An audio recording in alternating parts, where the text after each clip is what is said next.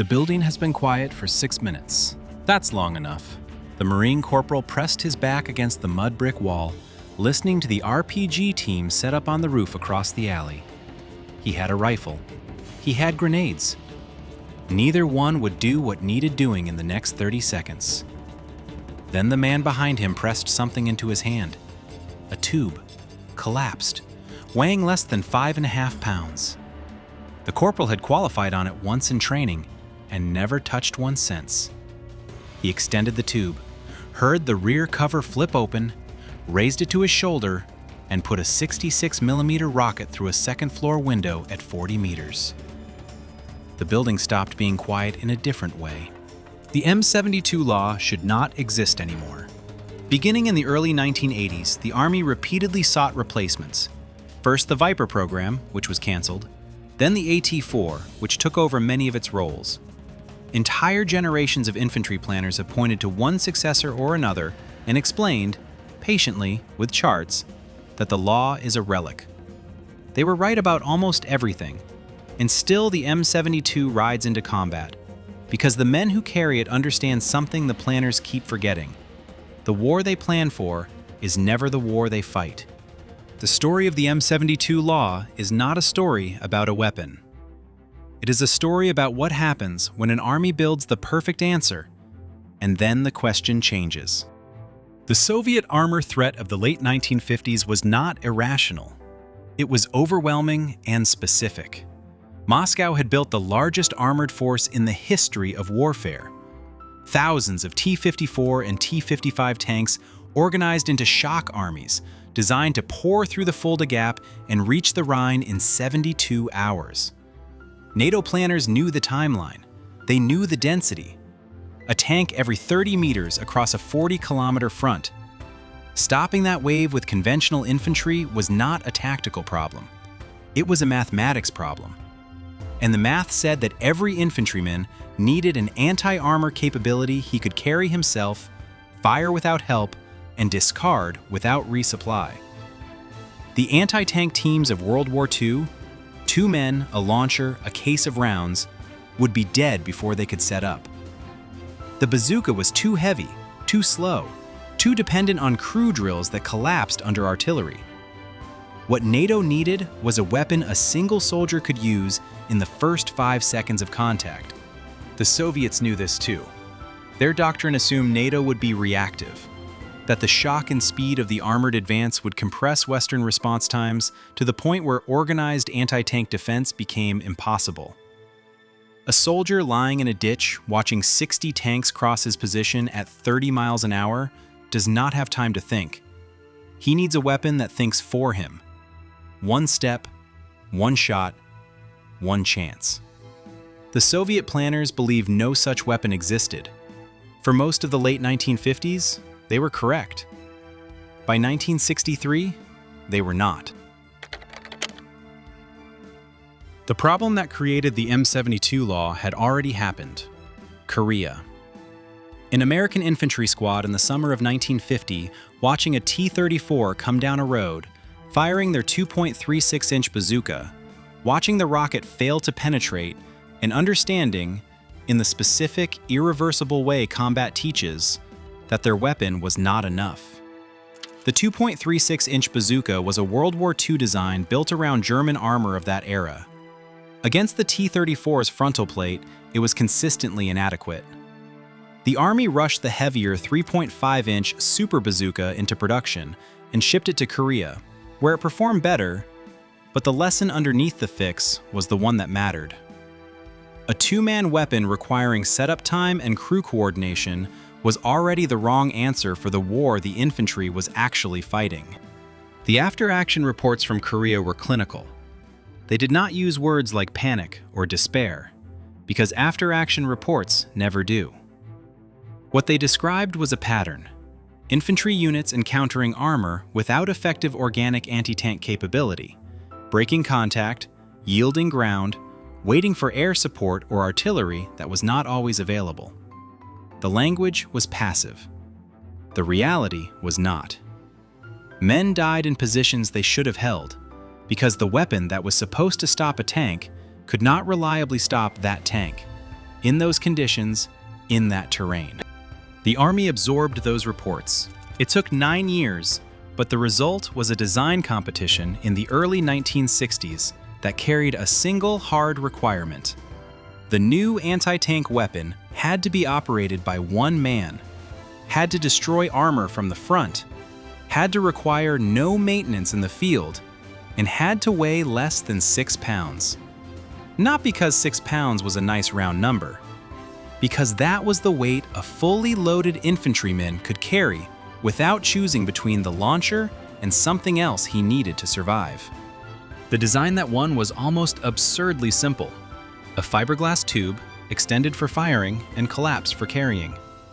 A 66mm rocket preloaded at the factory, sealed inside, requiring no assembly. A sight graduated to 300 meters. A trigger that a man could operate while lying prone in the ditch. No battery, no optics, no crew, no resupply loop. The M72 LAW, light anti-tank weapon, entered U.S. service in the early 1960s, with adoption commonly dated to 1963, and immediately solved the problem Korea had identified. In 1963, it was the most direct answer to the most specific question the Army knew how to ask. And therein lay the problem no one saw coming. The M72 was perfect for the war it was built for. That war never happened. November 2004, the city of Fallujah, Iraq. Operation Phantom Fury, the largest urban combat operation conducted by American forces since Way City in 1968. Roughly 10,000 Marines, soldiers, and Iraqi security forces moving block by block, building by building, room by room, through a city that had been turned into a fortress over 6 months of preparation. The insurgents had pre-registered mortar positions on every major intersection. They had loopholed walls, tunneled between houses, rigged doors with explosives, and positioned machine guns to cover every alley. They had no tanks. They had no armored vehicles. They had AK-47s, RPGs, and the willingness to die in place. The Marines had prepared for this. They brought M1A2 Abrams tanks because tanks could defeat reinforced walls that rifles could not. They brought combat engineers because cleared routes needed to stay cleared. What they did not anticipate, what no planning document had fully accounted for, was the specific architecture of Fallujah itself. The buildings were not thin. They were not wood frame construction. They were thick-walled concrete and cinder block, built to survive a climate that punished anything less. And they provided a defensive hardness that small arms fire could not penetrate, and that grenades, pitched through windows, could not always neutralize. A machine gun position on the second floor of a concrete building, with the gunner behind a fortified window, was effectively immune to everything an infantry squad carried, unless the squad had something that could put a shaped charge through the wall itself. The scenario repeated itself across the city, in different alleys and different buildings, with different squads arriving at the same conclusion. The Abrams tanks could solve a fortified position in 4 seconds, but a tank 2 blocks away was not a tank in the alley where men were taking fire right now. And in Fallujah, the tanks were always somewhere else. The city was too dense, the fights too simultaneous, the pace of the clearing operation too relentless for armor to be on call at every point of friction. What the squads had were rifles, grenades, and in many cases, a law stripped from the platoon's supply before the breach. The after-action reports from multiple battalions that fought in Fallujah described the same pattern. Laws being drawn not as anti-tank weapons, but as direct-fire breaching tools, used against rooms, walls, and fortified windows at ranges the weapon had never been designed for. The squads reaching for them were not following doctrine. They were solving a problem the doctrine had not anticipated. And they were finding that the shaped charge engineered to defeat tank steel did not reliably defeat a meter of reinforced masonry the same way. The round that punched through a T-55's armor could be stopped by the right thickness of cinder block. The problem was not the weapon's age, it was the warhead. The Marines documented what they needed: The same platform, the same single-shot, one-man, discard after firing tube, but a warhead optimized for structures, not for armor. A bunker buster in the same package. The request went up the chain in late 2004 and early 2005, and arrived at a procurement system that had been trying to retire the M72 for 2 decades. The system had a choice: ignore the request, or do what armies almost never do. Admit that the old answer was still the right answer. It just needed a new question. Nammo, the Norwegian defense contractor that had acquired M72 production through its purchase of Tally Defense Systems, had been developing enhanced warhead variants for years. What emerged, designated the M72A7 and fielded to American forces in the years following Fallujah, looked exactly like every law that had come before it. Same tube, same firing mechanism, same 5.5-pound carry weight. What changed was inside. The new warhead was an enhanced blast design, optimized for defeating masonry, concrete, and light fortifications rather than tank plate. It did not make the M72 a better anti-tank weapon. It made it a completely different weapon, wearing the same body. This is the part the procurement argument kept missing.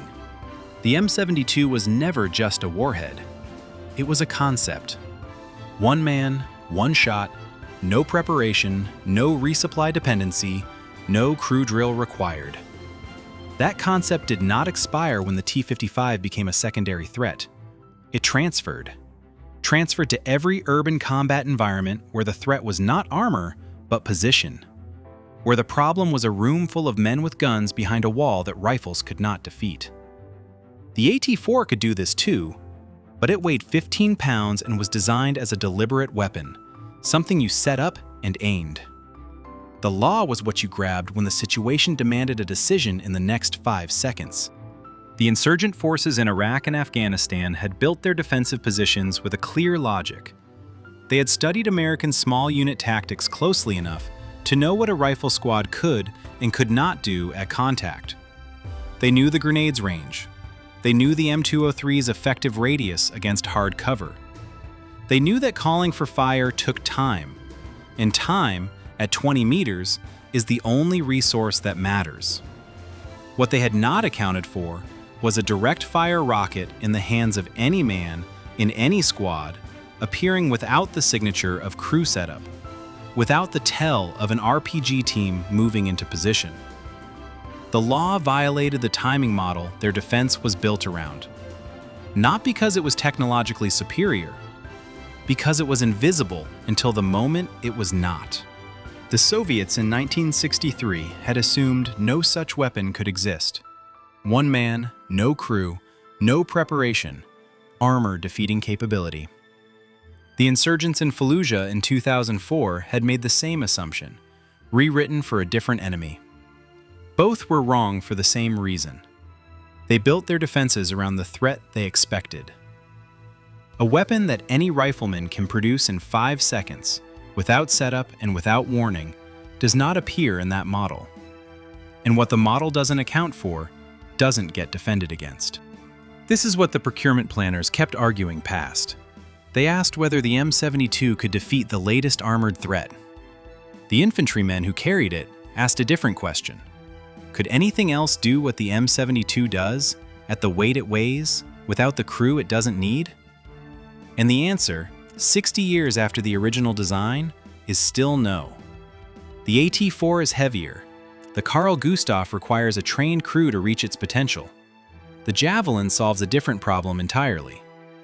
The M72 occupies a space in the loadout that nothing else reaches.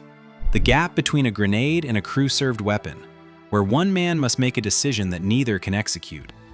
The Marines who carried it into Fallujah were not carrying a Cold War anti-tank relic. They were carrying an answer to a question the Cold War had funded, and that urban combat had asked again in a language no one had predicted. The next threat is not the threat you planned for. It never is. The weapon that survives is not the one optimized for the expected war. It is the one simple enough and light enough and honest enough about its own limits to still be useful when the expected war turns out to be wrong. Some weapons endure because they are the best at what they were designed to do.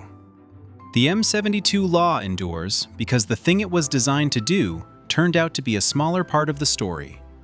And what it actually does, in the hands of one man in the first 5 seconds of contact, is something 60 years of procurement cycles and successor programs has not replaced.